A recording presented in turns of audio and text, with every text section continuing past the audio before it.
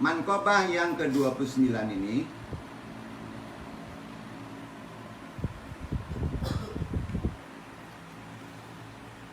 nasihat dari isi manakibnya adalah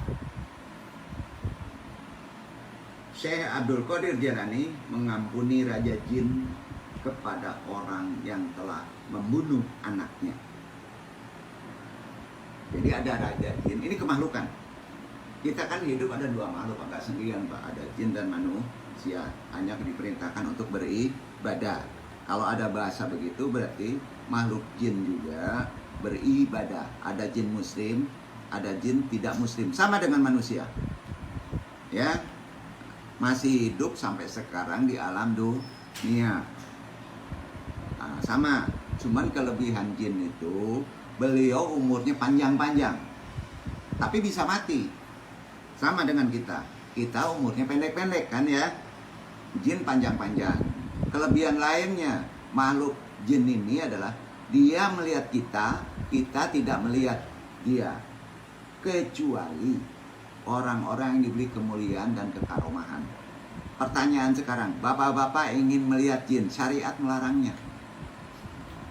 Kalau bapak-bapak mampu melihatnya, silakan ngadep sini. Kalau di Andung, bukti langsung. Tapi bapak-bapak langsung hilang lidah mau Pak? Sebaiknya jangan, karena syariat melarangnya. Ya. Nah, tapi insya Allah nanti ada metodenya secara logika. Secara logika, bapak-bapak dijamin pulang dari sini bapak-bapak tidak takut perkara itu. Karena kemuliaannya ada di manusia. Tugas jin udah habis. Dia dulu khalifah.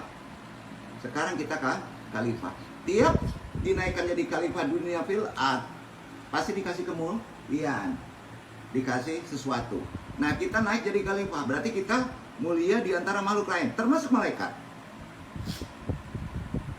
Beruntung kita dijadikan manusia, alhamdulillah gitu Pak.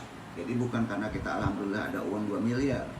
Kita dijadikan manusia, besok pagi dikasih napas sudah alhamdulillah. Kalau urusan rezeki sudah dijamin, setuju ya? Setuju ya? Nah, kita bahas ini. Ulama Baghdad meriwayatkan bahwa di Baghdad ada seorang ulama. Seusai sholat Jumat, berangkatlah ia diiringi para santri-santrinya berziarah ke pemakaman. Di tengah perjalanan, dia berziarah ke pemakaman. Ulama ini murid Syekh Abdul Qadir Jailani ya, dengan santrinya berangkat keliling berziarah. Di tengah perjalanan, ia menemukan seekor ular hitam yang sedang melata. Melata itu bahasa sekarang jalan. Nggak ganggu.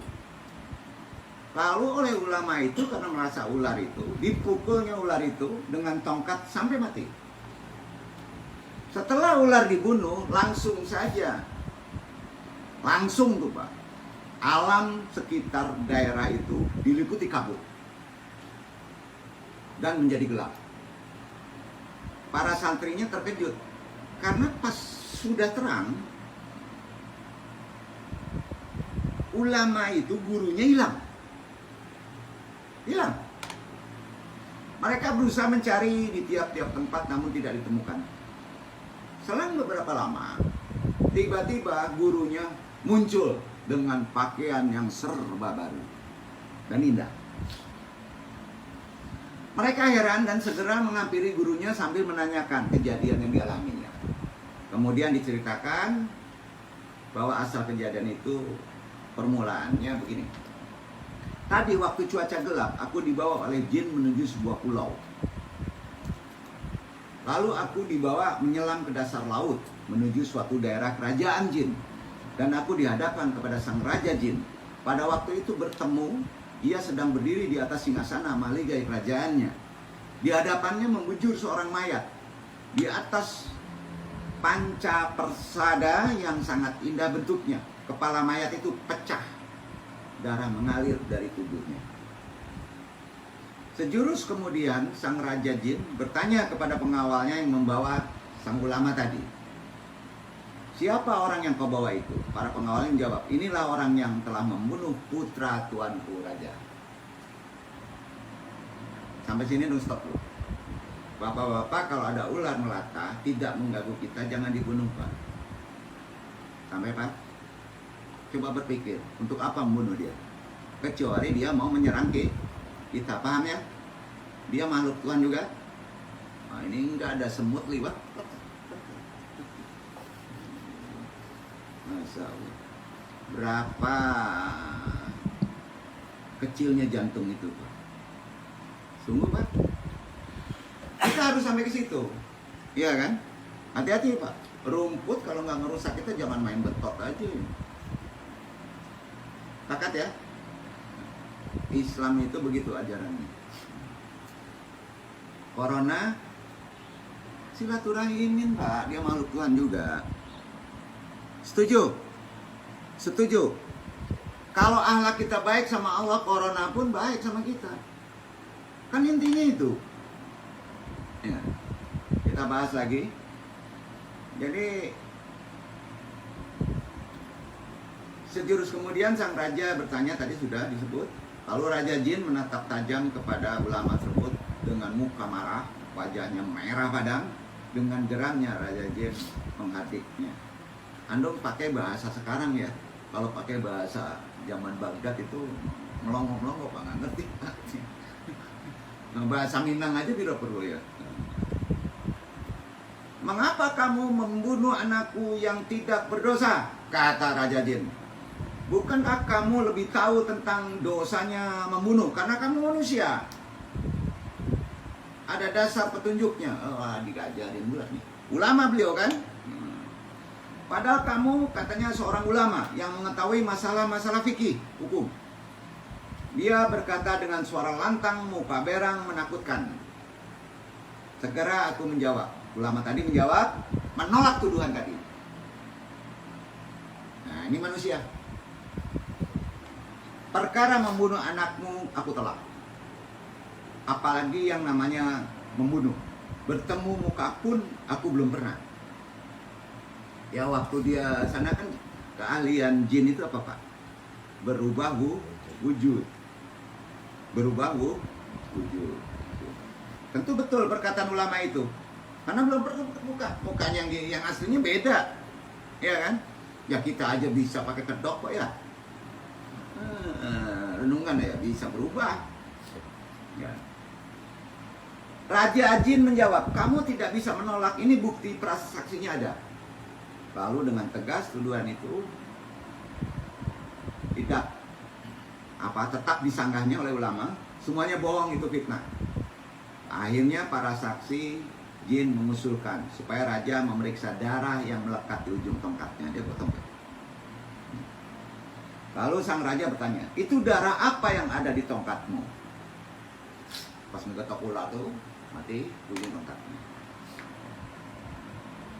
Sang ulama menjawab, darah ini bekas cipratan darah ular yang kubunuh. Raja Jin berkata dengan geramnya, kamu manusia yang paling bodoh kalau kamu tidak tahu ular itu anakku.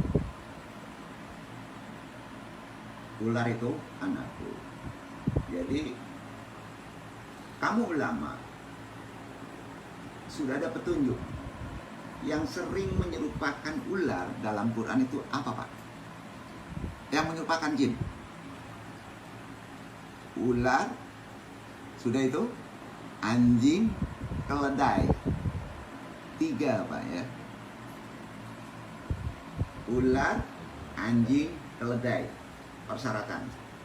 Anjing tidak boleh di dalam karena anjing itu bisa diserupai oleh jin. Sampai, Pak? Yang tidak bisa diserupai jin, mainan Nabi Muhammad SAW, kucing. Ya. Makanya kalau ada ular ke dalam, jangan dibunuh dulu. Tanya aja, kamu ular atau jin?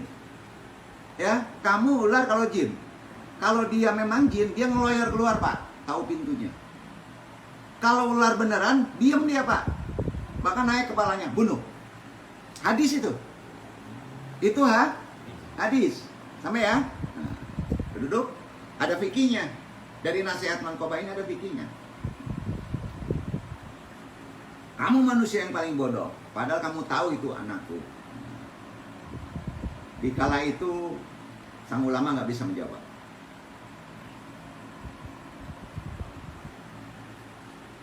Raja Jin melirik kepada hakim lalu berkata, manusia ini sudah mengakui kesalahannya, ia telah membunuh anakku, kamu harus segera memutuskan hukumannya, yaitu dia harus dibunuh. Setelah jatuh keputusan, diserahkan kepada Algojo, pada waktu itu, kepalaku akan dipancung, Algojo sedang mengayunkan pedangnya ke arah leher ulama tadi, tiba-tiba muncul seorang laki-laki tampan, bercahaya, sambil berseru, berhenti, sekali-kali jangan kau bunuh orang ini, ia adalah murid Syekh Abdul Qadir Jailani. Dan sampaikan satu lagi, ini bukan mitos, ini benar terjadi. Kalau Bapak nggak percaya, ada kitabnya, silakan Bapak baca di Madinah. Nama kitabnya dong kasih tahu nanti. Ya, nggak percaya juga di Gramedia ada itu, Pak. Ada itu. Pada waktu kepalaku akan dipancung, Algojo itu mengayunkan tiga orang tadi. Jangan, ini murid dari Syekh Abdul Qadir Jailani. Sambil matanya menatap Raja Jin dengan sorot yang tajam. Lalu ia berkata, Raja Jin tadi, orang yang datang tadi, coba apa jawabanmu kepada Syekh kalau beliau marah karena membunuh muridnya? Raja Jin akhirnya berkata, karena aku menghormati kemuliaan Syekh, dosamu kuampuni dan kamu bebas dari hukuman. Tetapi sebelum kau pulang, kamu harus jadi imam sholat untuk menyolatkan mayat anakku almarhum dan bacakan istighfar, karena di negeriku tidak ada yang mampu membacakan ayat-ayat Quran dan istighfar. Itu kelemahan. Gitu. Ya. Jadi sangat berharga sekali kalau dibacakan istighfar. Ini enggak nih, hantam bakal gaya kursi ya. Jadi harmoniskan, Pak, bukan dilawan kehidupan sekarang. Setuju? Karena itu kan makhluk Tuhan juga, ada kelemahan. Ya, udah paham ya Iwan ya? Dari iman Koba ini kita sudah dapat sedikit, Pak, pemahaman sisi yang berbeda. Setelah selesai menyolatkannya pada waktu pulang dan setelah mengistighfarkannya, sang ulama tadi bukan dipancung, kepalanya diberi hadiah dengan pakaian yang bagus, diantar ke tempat semula. Subhanallah. Ya, jadi kekaromannya kita doakan, kita pegang, kita al-fatihahkan. Adalah kekaromahan Tuan Syekh, semoga Allah mencurahkan keridhaan kepada beliau. Al-Fatihah. A'udzubillahi minasyaitonir rajim. Bismillah.